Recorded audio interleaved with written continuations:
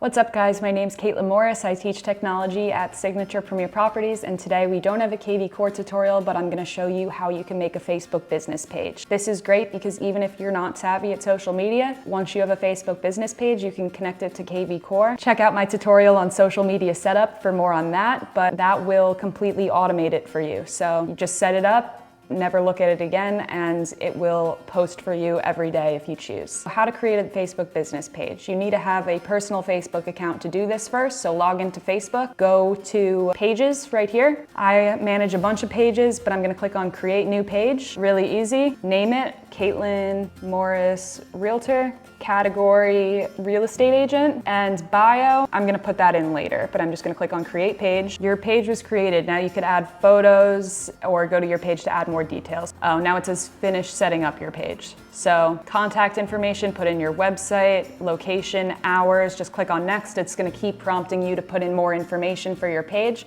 but that's pretty much it. Really easy to set up, and then once it's set up, you can connect this to KV Core to have it generate content for you as often as you'd like. Hope you enjoyed this tutorial. Let me know what other tutorials you'd like to see, KV Core or not.